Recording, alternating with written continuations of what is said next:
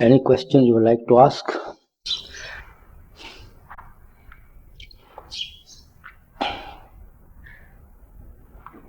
Can you hear me? When we're alive in our bodies, we can meditate. You know, we have some direction where we can go become closer to the Lord.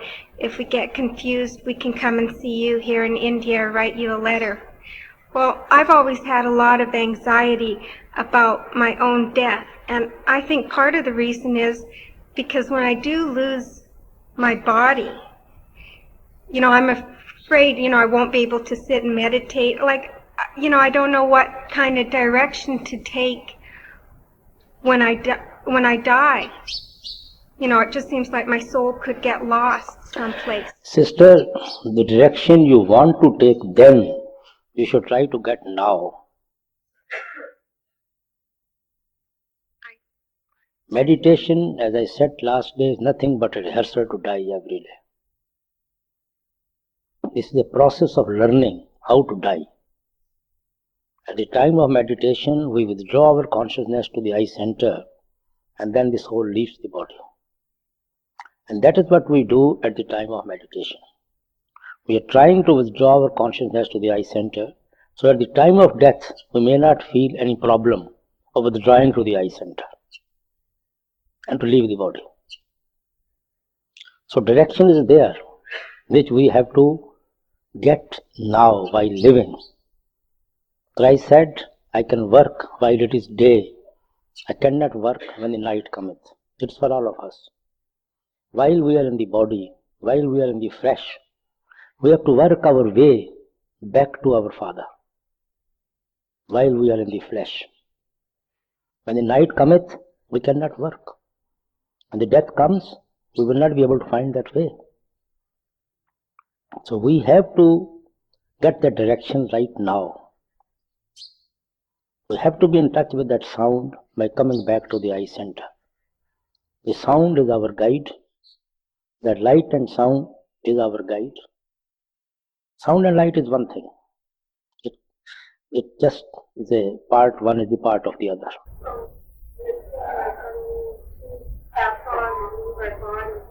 If we're really attuned with the sound and light now, you know, in these bodies, we'll just have. Your mic is not working, is it off? Switch is off or what? No, it's not working. I think the switch is off.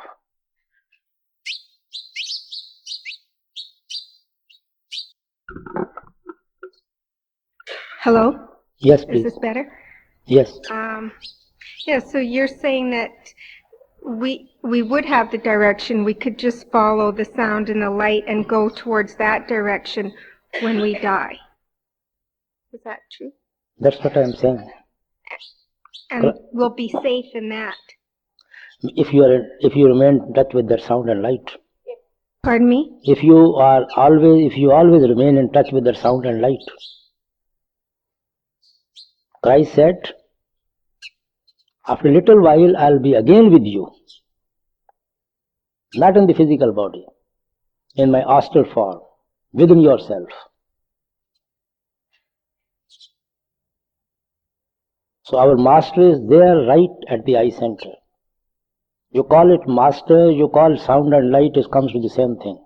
There's no difference between your radiant form of the master and sound and light. Master also projects himself from that sound and light. Well, okay, sometimes in meditation, you know, I feel I'm doing well. And then sometimes I feel I'm totally blocked, like if I die, what if it's one of the times where I feel blocked towards the light and the sound? So that is what I say, that we have to chalk our way while living. Right. Christ has given very beautiful parables that wise ladies always have a lantern. There is a wick, there is the oil. Because when the darkness comes, she is ready to illuminate that darkness with that lantern. The foolish lady, she tries to find the lamp at that time, oil at that time, wick at that time. And in the darkness you cannot find anything at all. So we have to prepare ourselves now while in the flesh to eliminate that darkness from within ourselves. Well, okay, the question is too, I understand too what you're saying, and it helps me a lot, but sometimes when I meditate it's good, and I feel, I could probably follow the sound and the light, and sometimes it's not so good. So what if I die and it's the time when it's not so good? Not a question. Whatever time we give to our meditation, it is to our credit. It doesn't go waste. It never goes waste. So even if you die, you would be able to follow Doesn't make if you're any difference. practicing while you're alive. Yes, you're practicing there. It never goes waste.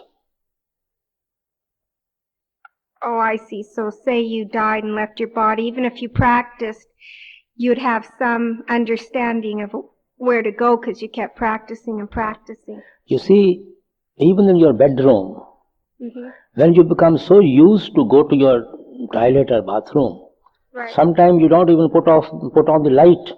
You know the direction of the bathroom. Even in the darkness you go there. Because you are so used to go on that steps. So you will never be lost when we are practicing every day to be in touch with that Shabbat. Okay, thank you very much. Yes. My question has to do with suffering. If a satsangi is suffering, let's say, emotionally, mentally, is depressed or is going through a lot of anguish, if they go through more anguish, are they paying off their karma with any more depth, or is it any quicker when they suffer more naturally? Some people, they grieve for maybe 2 weeks over a situation, and other people, they grieve 6 months and maybe even longer than that. Is your karmas wiped any faster if you suffer any more? Well, brother, this is not something which you can calculate, that how you can quicken your karmas. It is not in your hand at all. You can't manipulate to finish your karmas. You have no control over them. Okay. If we know these are our karmas, then I have to go through all that, then if it is in our hand to manipulate them, we may be able to do it. But they automatically go. We have to face them or go through or whatever the process is. Nothing is in our hand. They automatically take their own shape. Okay. Master? Yes, please. Here? Yes, yes. As I go through life's changes and its ups and downs, how can I keep you first and my meditation first?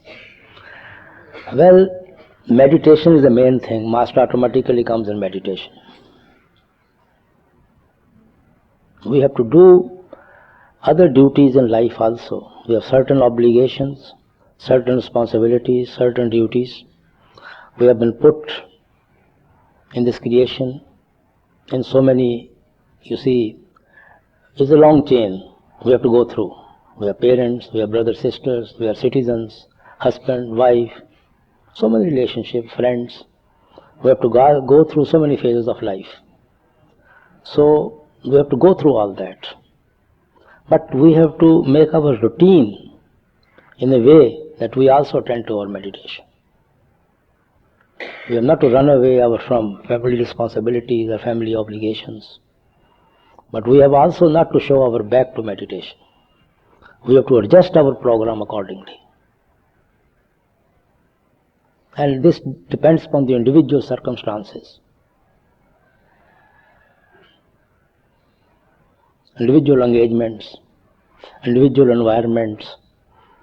Everybody has to adjust one's own program.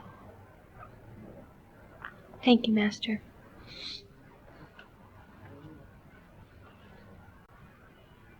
Master, Yes, please. yesterday you talked about the flooding at the Dera, and you apologize each time you see us that we are not allowed to go to the Dera.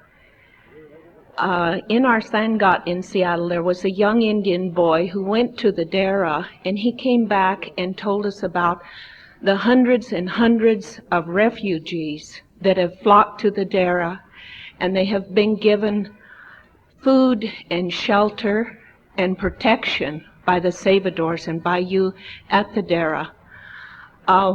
We, of course, want to go to the Dera, but when we realize how it's being used now, and it's much more needed by those refugees who are fleeing from massacre and for their lives. Their families have been massacred. They can't go to their fields and harvest their crops. Would you please speak about those refugees who are taking our place at the Dera? Well, sister, as I referred to it yesterday, perhaps not in detail, we opened the gates of Dera to everyone, irrespective whether they are Satsangis or non-Satsangis.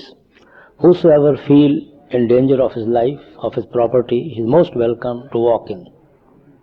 And many people's relations were killed, orphan children, widows were left.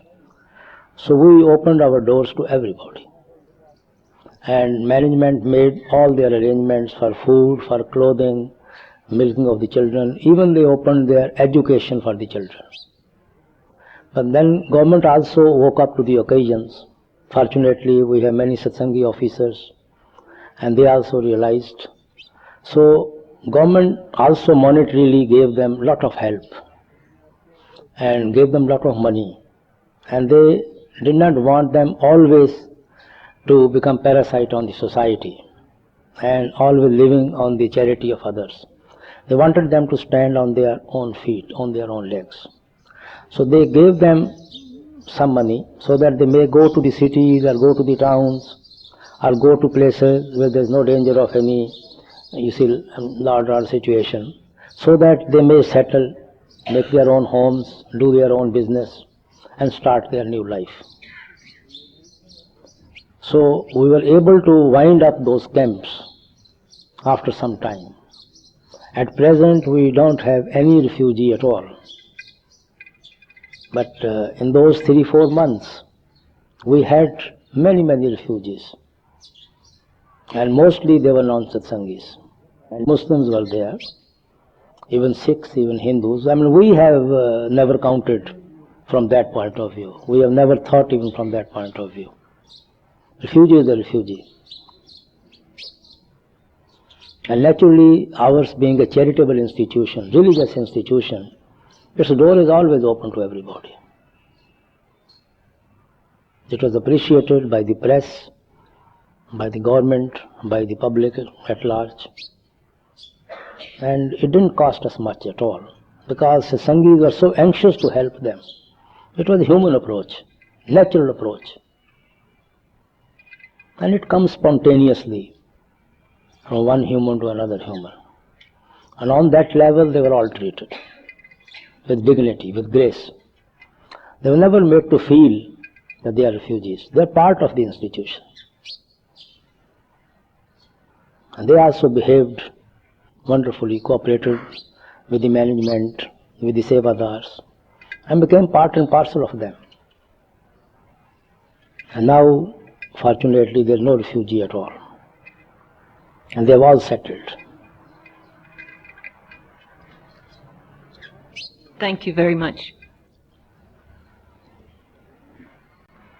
Radhaswami, Master. I have been a very short time on the path, and I want to thank you for accepting my initiation so soon. Oh, sister, thank you very much. There's nothing much to thank about it. Real thanks is to attend to it. I have 2 questions. Yes, please. And as I have not read all the books, I hope you'll forgive me if they've been already dealt with. The first one is about prasad. To me, prasad seems more like a religious ritual rather than pertaining to science of the soul. So I was wondering if you could explain it a little better to me, please.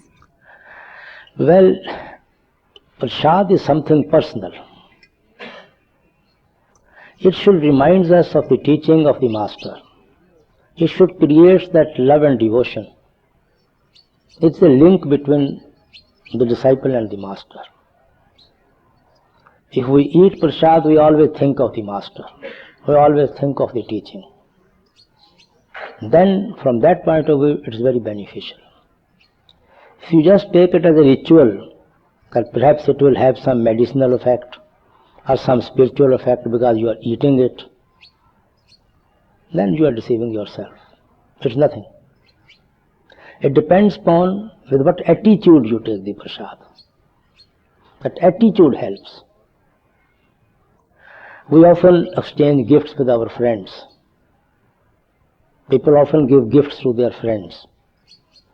Gifts, you don't value them by price. You value them by the love with which it is given to you. Because the gift reminds you of the giver, his qualities, his friendship, his love, his concern about your welfare. So that reminding of his love, of his qualities, of his concern about you, that matters, not the gift itself.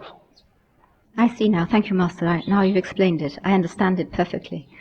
The other question is, as the soul has no gender, and we can be born either male or female in our different incarnations, how is it that, with the possible exception of Mirabai, that most of the saints are male? Sister, it's not only Mirabai, there have been many lady saints. But the majority, I think.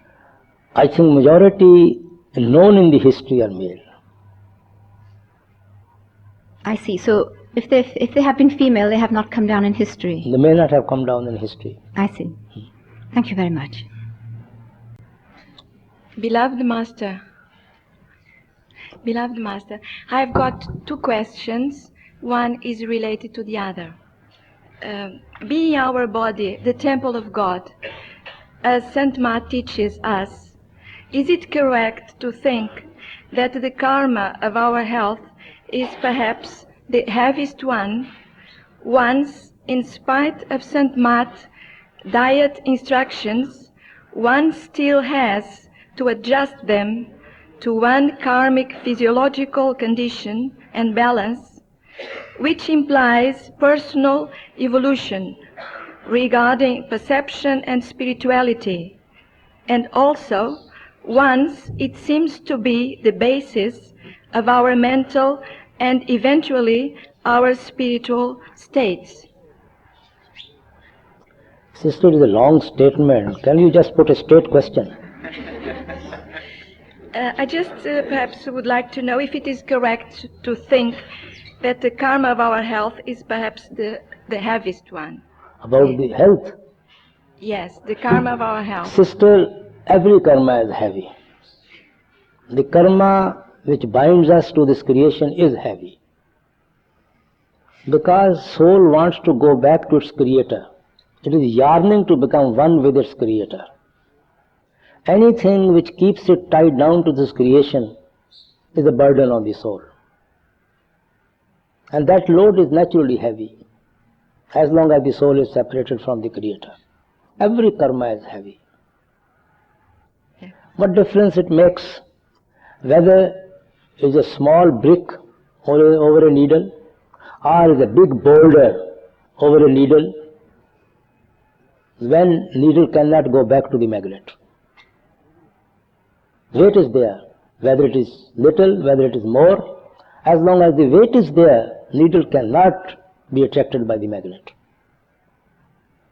So every little load on the soul is heavy.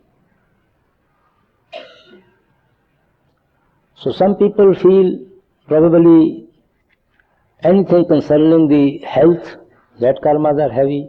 Some people think anything which concerns the mind, that is heavy. Some people think perhaps the poverty I have to face, this load is very heavy. Some people are dejected in love, they think this karma is very heavy. So it is an individual way of thinking. But from my point of view, every karma is heavy as long as it keeps the soul tied down to this creation. Even to the last wrapping. Thank you, Master. My second question is regarding reincarnation. Has one's spiritual evolution attained in this life anything to do with the body we choose in our future reincarnation, if that will be the case? You mean any spiritual development during this lifetime? No. Yes. Yes, yes. In this life, we learn, we grow in the knowledge that we need to purify our body through diet. And I would like to know if in the next reincarnation, that growth that I attain regarding the purification of my physiology will lead me to choose a more purified physiology as well? Sister, initiate, if he has to come back to this creation, will get a better facility in the next life. No matter what, in every aspect. From Santmat point of view, Yes. he will have better opportunity to meditation, better environment, better circumstances to live in, from the meditation point of view. He will have more facilities for meditation. He will have more devotion and love for the Lord. Yes. It will always be better. Second will always be better than the first. Thank you very much. Master, if you fall asleep halfway through meditation, only to wake up with just enough time to get to work, should you feel that you have done your duty of 2.5 hours, or that you have not fulfilled your vow on that particular day? You mean if you sleep after meditation? No, you're halfway through meditation and you fall asleep. By the time you wake up, you've got to rush off to work. You mean that time of sleep whether counted in meditation or not? Yes, that's right. I wish it's true. Thank you very much. Well, it is so easy to sit for meditation 5-10 minutes before sleeping and then sleep whole night. Right, okay. Maharaji, why are there cycles in meditation? Why is sometimes it's easy to meditate for 2.5 hours and sometimes only for 30 seconds? You are right, because every day our karmas are not same. Every day there is not sun, sometimes clouds are there, sometimes thick clouds are there, sometimes rain comes there, sometimes so much darkness when the sun is even there we cannot see anything. The sun is always there in daytime. Yeah. So every day can't be same in meditation. So we have to pierce through those clouds of karmas. But we should not worry whether today's meditation is dry and today's meditation is good, yesterday meditation was dry. We should not try to analyze these things. We should, matter of habit, attend to our meditation and leave the result to Father. Why is it that it's sometimes it's easy, especially here in India, when we're seeing you and having your darshan, it's easy to meditate. Some people feel it is easier at home to do it rather than here, because they think there's too much activities for the mind here to run about, and it disturbs their daily routine. It's an individual way of thinking. Is the busyness of your mind, does that have a direct effect on trying to meditate? That's right. How your mind, how active it is in the world during the How day? active it is. And then also, I've been reading the Sarvabhajan recently a lot, that Swamiji says that there's grace and there's effort, as you've said many times, but he says if you rely only on grace, then you become lazy. That's right. If you don't try effort. If you rely only on grace and don't put an effort, Swamiji says put an effort, then rely on grace. So we have to make use of both.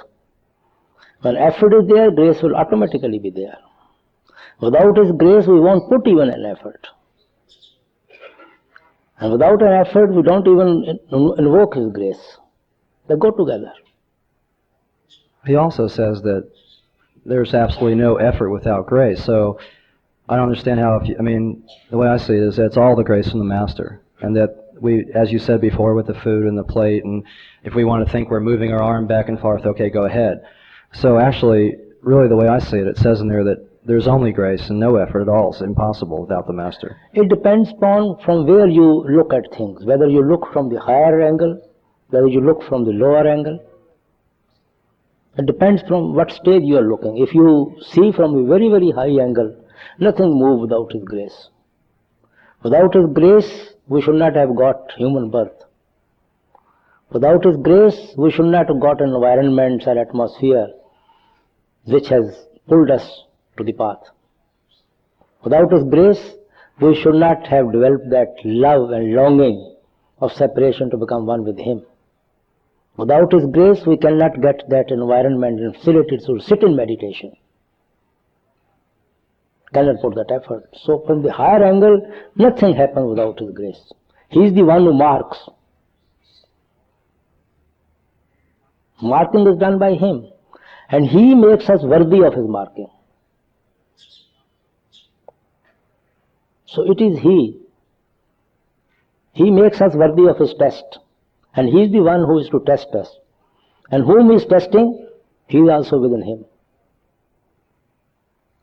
He worships Himself through us. In other words, from that higher angle. From our level, we have to put an effort and then depend upon His grace. Guru Nanak says, Mati ka kya dope swami manas ki gat ehi. If you look to our karmas, there will be no end to it.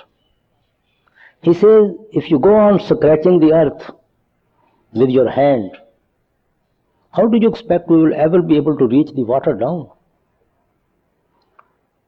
Water is 200 feet down, 300 feet down, and with our nails go on scratching the earth. How can we reach there? And this is the layers of our karma. This is what you have made us. So we all depend upon our grace. That is Guru Nanak has told us. Nothing but your grace we depend upon. Also, I was reading this other book, and it said that when you have the darshan of a perfect master, then received his saran, protection. Saran? Charan. Sharan means, you see, withdrawing our mind, submitting our mind to the Lord. Actually, Sharan is going beyond the realm of mind and Maya. When there is no covering on the soul, and mind becomes pure,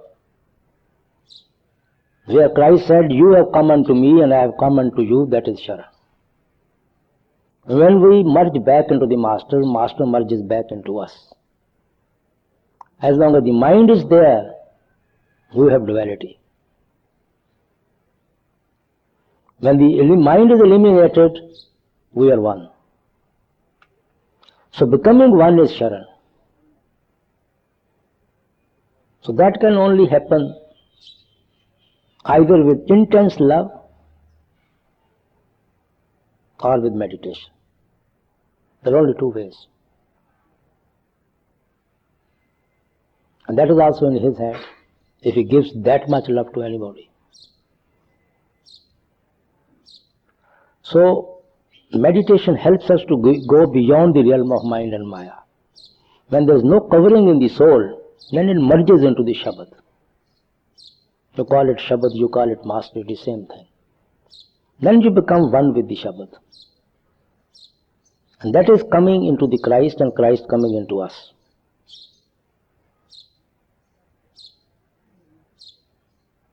And that is real Sharan. And the mind is not there. Thank you. I want to thank you for the privilege of being here. I'm a seeker from the United States. And a friend of mine was here in March. And when she returned, I started seeing you in my meditations. And I'm confused because I have always considered Jesus my master. And I feel so much love for you. And I don't understand that because I have that same kind of feeling for Jesus. Sister, who is Jesus? It is not the flesh and the body now. He is no more in the flesh. that spirit from where he took the body. He said, Word made flesh. That word, when it came to the flesh, that made him Jesus. Word is there and flesh is not there. When the word is in the flesh, then it is Jesus. Because mental attitude is toward Jesus, so it is mental satisfaction that you know Jesus. All masters are same because they are word personified, Shabad personified. It is not the body of the Jesus which is going to come now. It is the Spirit, the Word, the Holy Ghost that made him Jesus. Flesh may not be there, but Jesus is there within everyone. You look to him as Jesus, you look to him as Nanak, you look to him as Kabir. It is individual way of thinking. Actually, you are looking to that creative power which has created the whole creation, which is vibrating within every one of us. And that is our master. That is the cosmic law for the whole creation. There are waves of the same ocean. Wave is a part of ocean. Wave cannot be separated from the ocean. So we give more importance to the body, which is no more, which is finished, which is gone. So we think Jesus is dead. Body is dead. But which made him Jesus, that creative power hasn't gone anywhere. That is always there. That is within everyone. Every mistake takes a form from that creative power.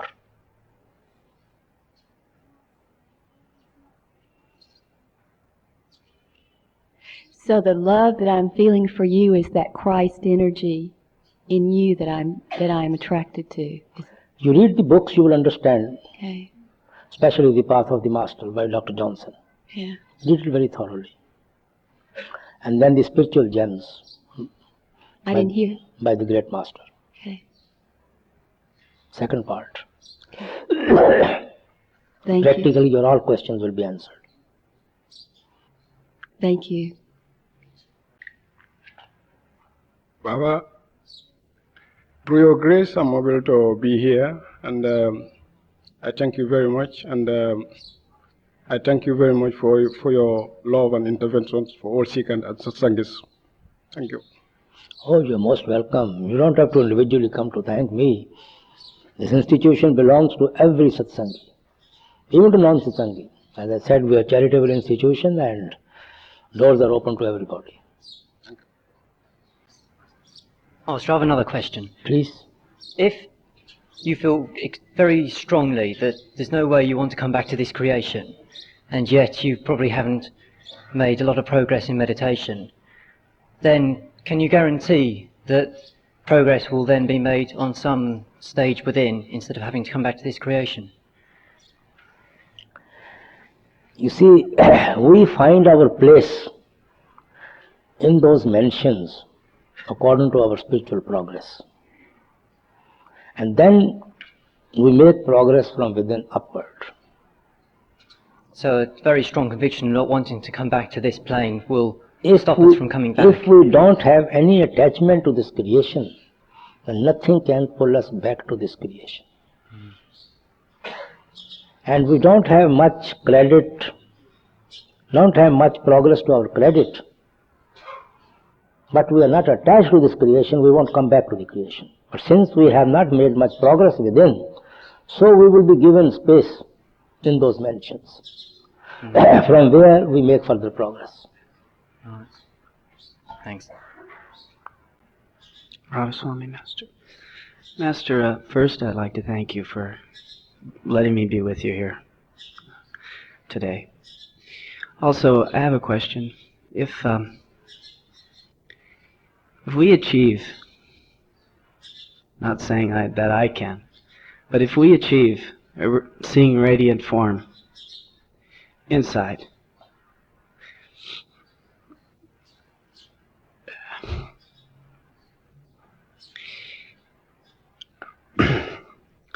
while we're alive, I mean now,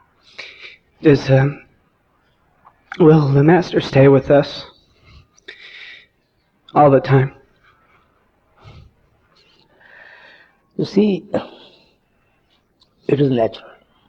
If we can see the Master while living, how can the Master run away after our death? He has to be with us.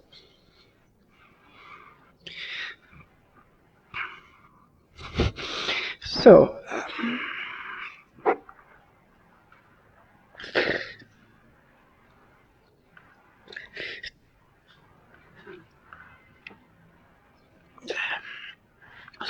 so then he'll also be there after we die. He'll stay with us. We'll stay with him. Why are you worrying about death? You should feel concerned about living.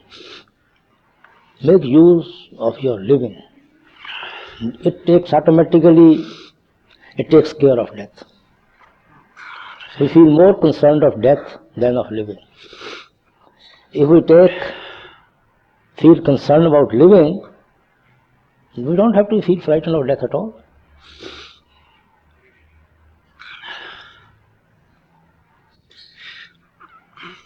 But I mean, Master, I have many failures.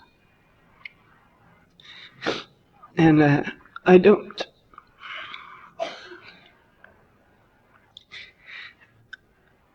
I'm sorry. Sit down. Maharaji, you have yesterday reminded us that we should obey Sevadas. I don't say obey, I said cooperate with them. Cooperate, right.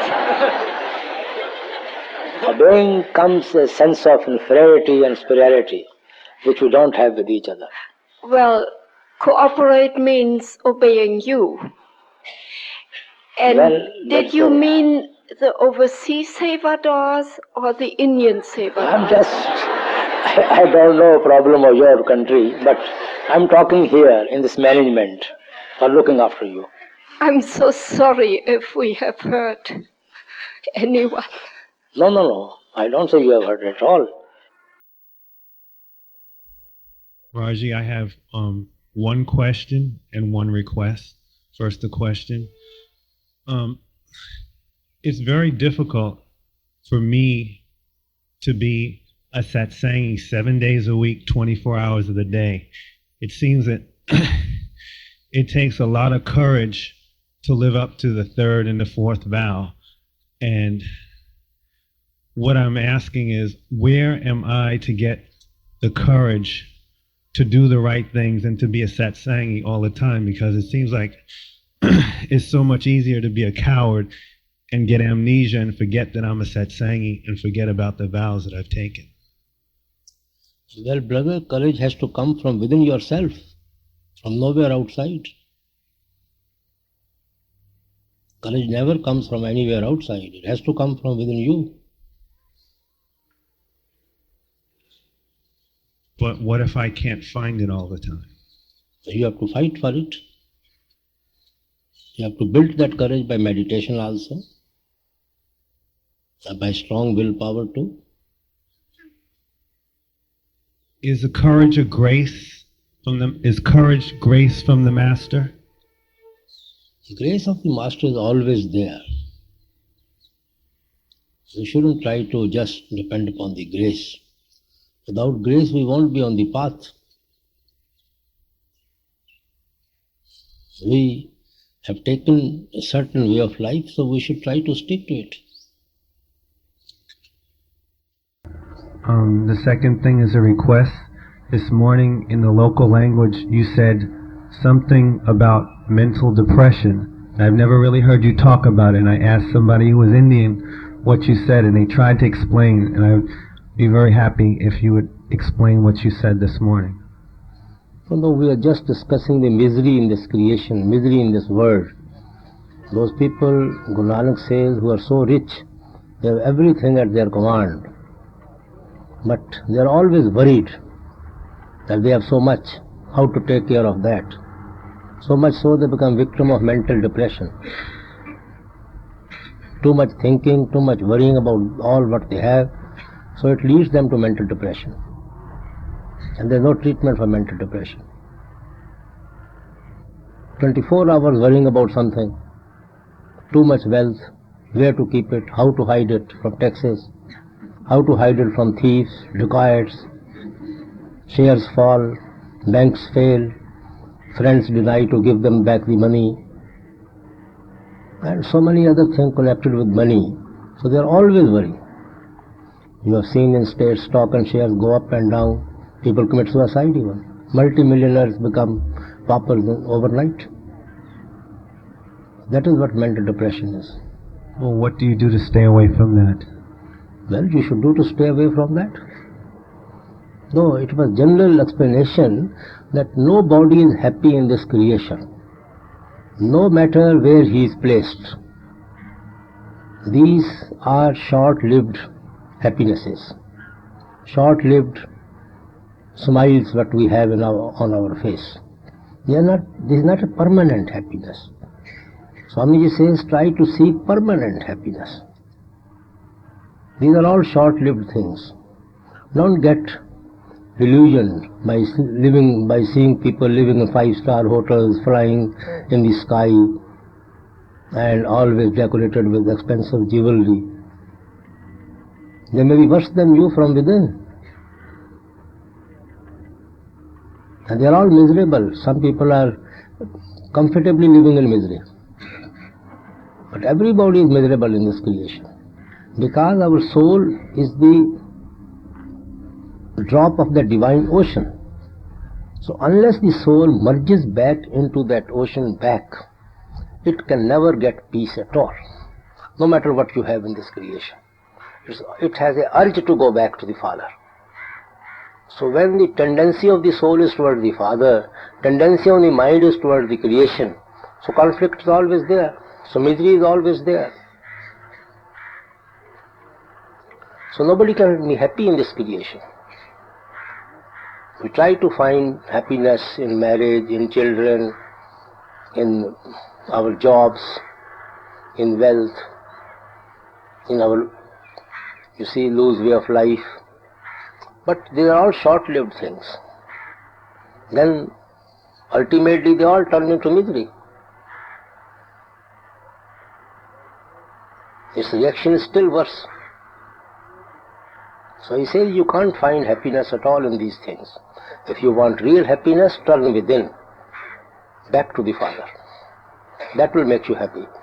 You see, the hardest thing to deal with when I get depressed, and I think what forces me to get depressed, is that even though I hear you say this, and I read it in the books, that no one belongs to me, I still feel that people belong to me, my friends and my family belong to me, and that situations do.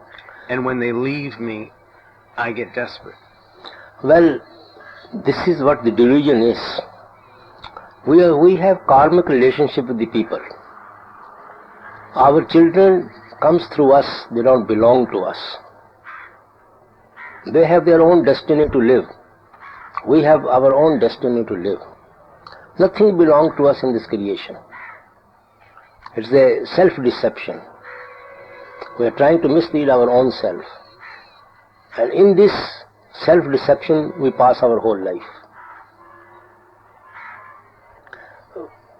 How are we concerned with our parents of the past birth? Now, how are we concerned with our wife and children which we had in our past life? Where are they? Where are we now? Are we carrying them with us? Have we any memory about them? We don't belong to them now. They don't belong to me now. Similarly, the present ones, they will be facing the same fate in the next birth with them also. Then what does it belong to us? Nothing. Nothing is permanent here. It is just a play. The world is just a big stage, and we are playing our part according to our karmas, which the destiny has given us. You see a play, some is hero, some is heroine, and so many other characters play their own part, whatever the director has given them. After we get down from the stage, nobody has any relation with anybody. But even seeing people playing on the stage, we get so much involved with them, with their worries, with their laughters. We make them heroes. We started hating some characters. That sometimes we become miserable. Sometimes we become very happy to see them winning, knowing fully well it is a play, it has no reality. The mystics say similarly, this world is nothing but a big stage. According to our karmas, we are playing our part here. We should not so much get involved with each other that we forget our real object of life, real destination. That we must keep that goal before us and try to achieve that goal. Thank you. Master, you initiated me 2 years ago. My first dream, I asked you to come see you. Yeah, I'm here in front of my master. I can be like one dream. And I'm very grateful. Now I want to ask some trick questions. First, when I make my Simran, I have 2 songs I hear. Some in and some in my mind. Yeah, I'm wondering who is the best, in or mentally? I have not followed your question. When I make my Simran, I hear 2 songs sometimes. One in and one in my mind. That means one in the air, and sometimes I hear inside me. You mean you are doing Simran in the air? Sometimes I hear the song in my ear, and sometimes I hear this in. You mean while doing Simran? Yes, Master. You see, while doing Simran, you should keep your attention here at the eye center. And just be attentive to that, you see, in this darkness here, to this point. Don't worry if there is any sound, any music going on, let it go on. You just be in the Simran. Sound is always there, at the same place.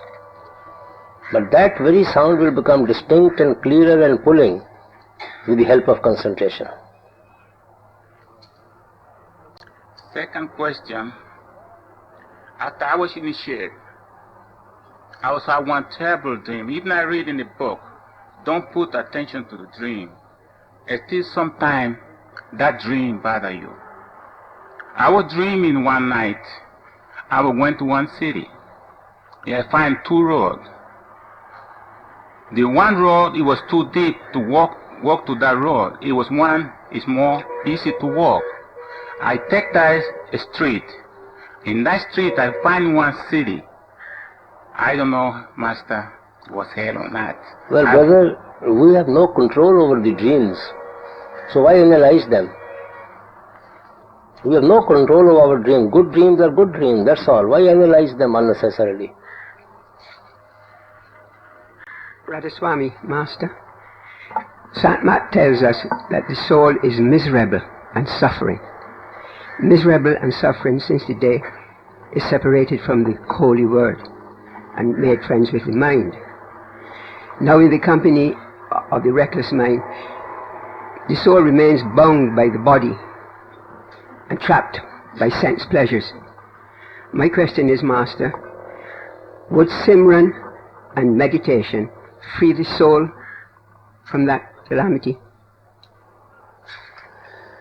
Brother, soul is arrested in a body due to the karmas, due to our karmas.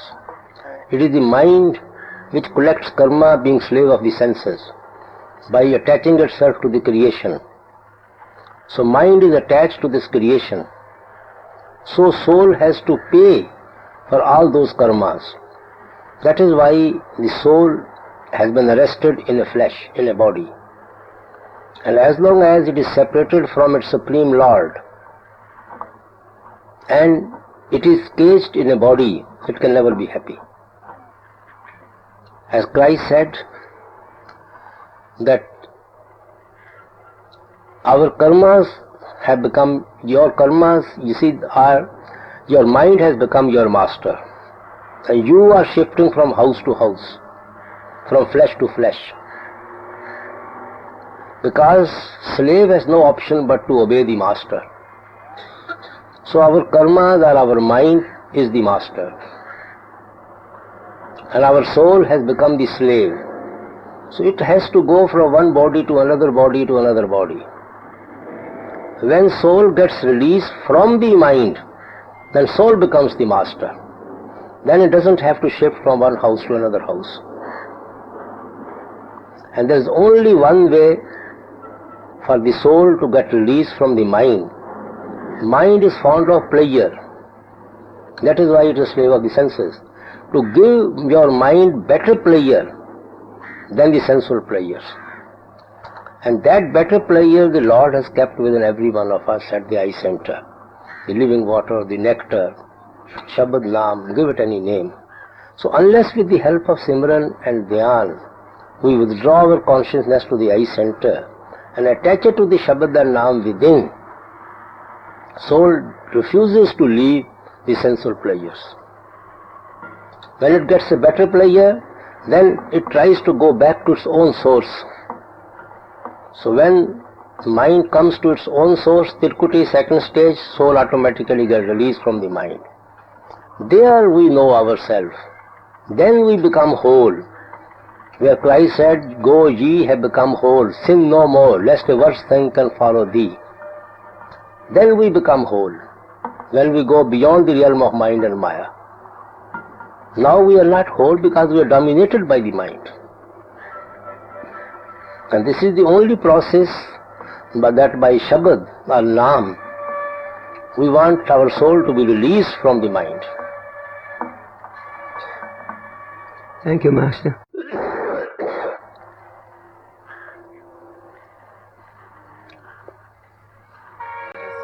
May I read my question? Well, you can read your statement. No, I have a question, but I'm too nervous to speak freely. I'm All sorry. right, all right. I work in a kindergarten which is run by the Protestant Church. In order to work there permanently, I have to become a member of that church. Because my parents were preachers of the Unitarian Church, I became a member of that church from childhood on. As a satsangi, I'm not interested in any church. My problem is that I would now have to resign my membership in the Unitarian Church and apply for membership in the Protestant Church, which means I would have to be baptized and confirmed in the Protestant Christian faith just in order to work in that kindergarten. So what shall I do? I want to work there because to have more tickets to come to Delhi. But you see, it is just a ceremony. It will not change you whatever you may be. That's right. It is just a ceremony one has to go through. Okay. It cannot, these baptism and these ceremonies doesn't change a man's qualities or man's attitude to life. I know that. So I shall become... It makes no difference whether you are a member of this church or that church or some other church. Okay. You remain the same all through. I know. So if you have to go through, I don't think there's any problem about it. Okay. Thank you.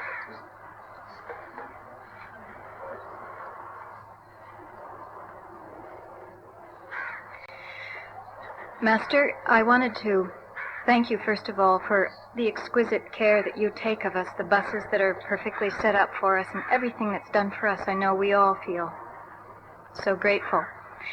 I also wanted to ask you how we can keep begging for your love, especially for gratitude, if even our thinking is not in our hands.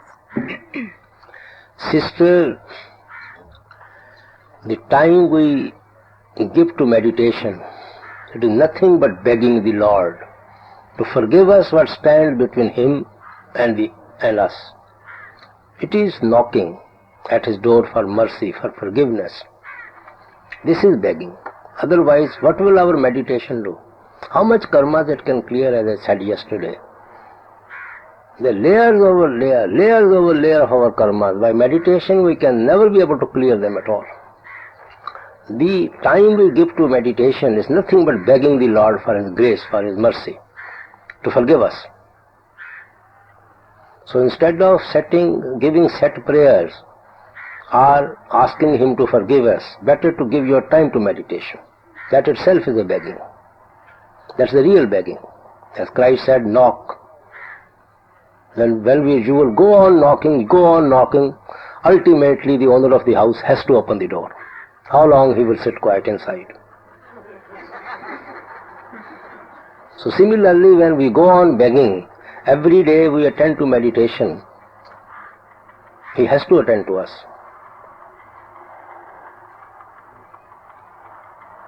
Thank you.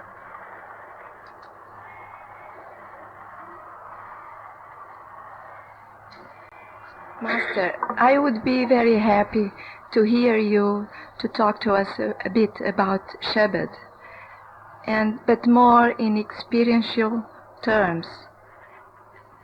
And also I would like to hear you to talk about you being yourself the embodiment of Shabbat. If that's... Sister, what aspect of Shabbat you want to be discussed?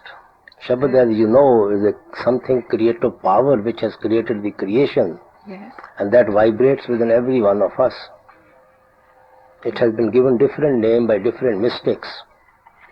Yes. As I often say that all the mystics, no matter when they have come, where they have come, they have the same spiritual truth to share with us.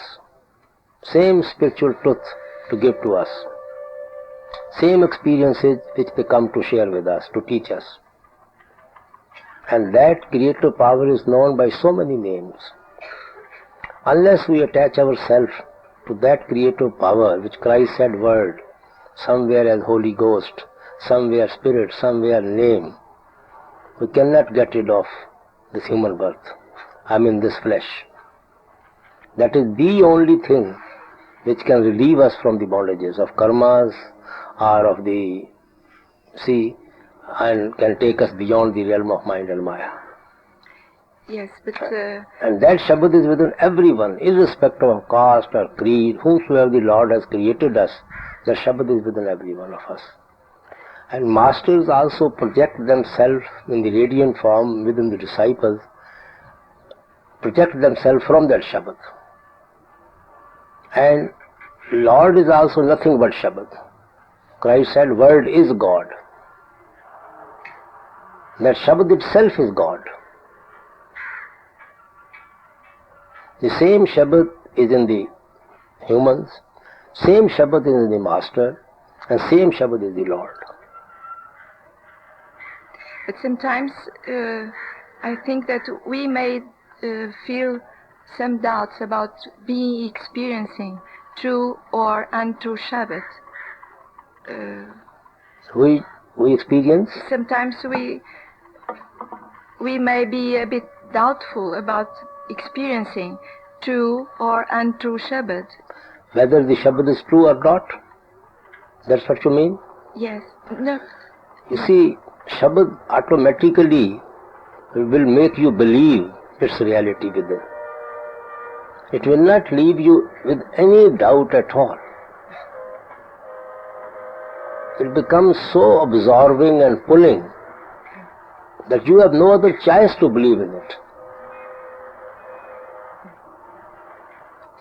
You don't have to find any sign to test it. Thank you, Master. Thank you.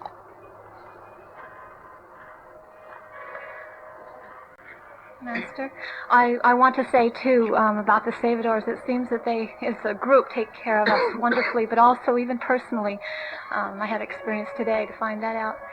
And I think that if there's one thing that we drive them a little crazy about is that we want to be up front.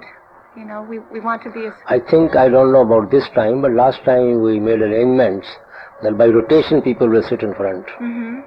Yeah, this is perfect. It seems wonderful, this arrangement. It I seems hope like- that system is carrying on. Yes, it is. It's no problem with that. And I think Gurcharan spoke to us today about when we were lining up the satsangar for the grounds, that to remember that we are going to see God and that we should behave such. And I remembered that you had said on another occasion about we running to be in the front, that the trouble lies with us forgetting that the Master is God. And I don't think I really understood that. Or what kind I just tried to explain to the lady, Mhm. same power, that creative power is in the disciple, same creative power is in the master, same creative power is itself a God. You see the water, there is the moisture in the air, that has same qualities. The water, it is same thing. The ice, there is no difference. But still, you will find all three separate. Moisture has ingredient of water, water is there, and you see that snow or ice, that is also the water, consolidated water. So similarly, what keeps us alive is that soul, which is the spark of that divine ocean, divine Shabad. And Master come in the body, as Christ said, world made flesh. We have to find that flesh where world has taken its abode. He becomes the Master. And world itself at higher stage is God.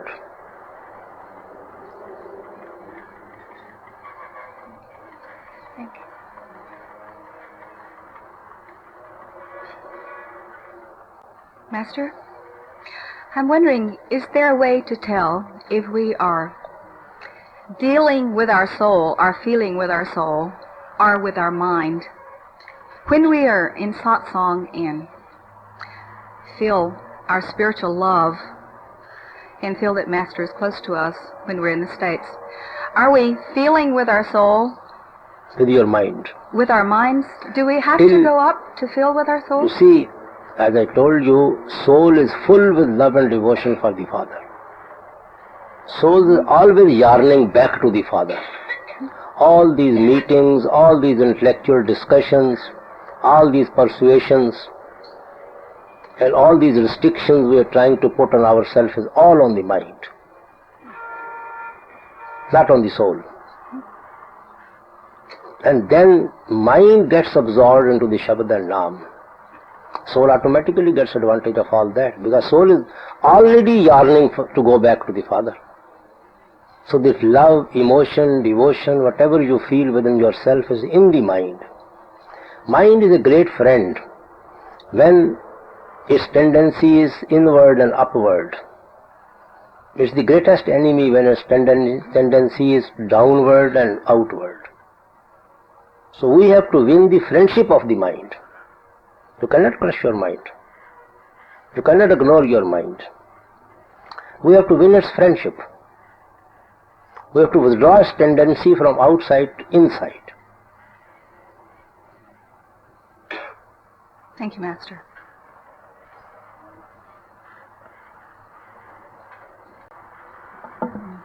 Master, my Lord, may we have a sad song given by you? What do you think? What is this? I take this as question and answer. And what is satsang?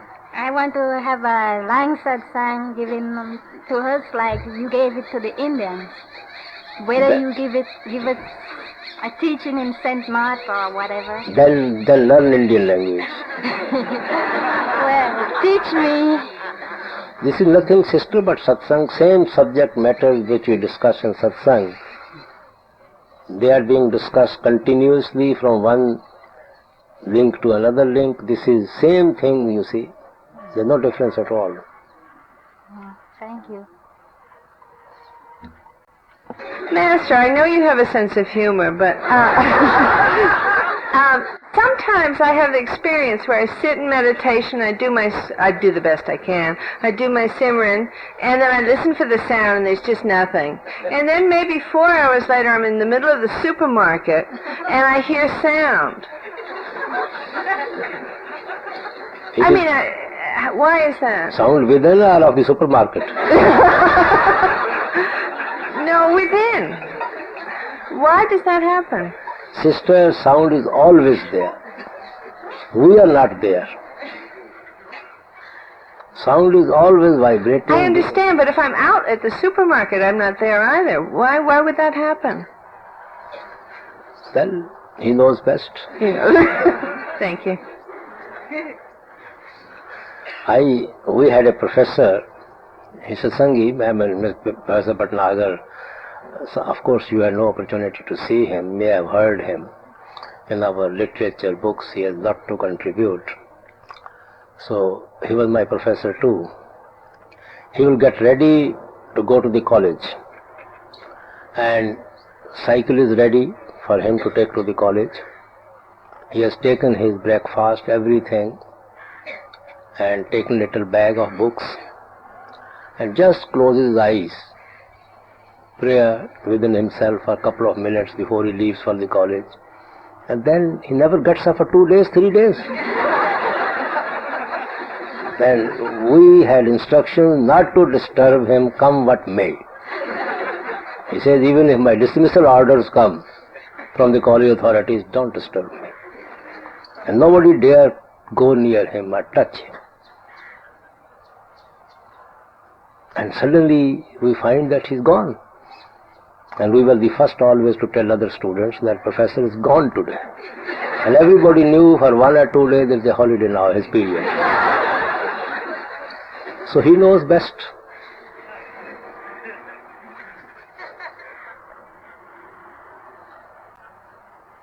Master, my question is on Dion. I know I've heard you say many times that Dion is a great help. It's not a must. And what I've found over the years since I've seen you is I'll do Simran, and then maybe for weeks or months I won't even think about Dion. And then I'll say, oh, Dion, and then I'll do my best, and it's like it disrupts the Simran. If I'm not able to visualize it, I struggle with that, and then it breaks everything. Sister, that way it will disturb your Simran.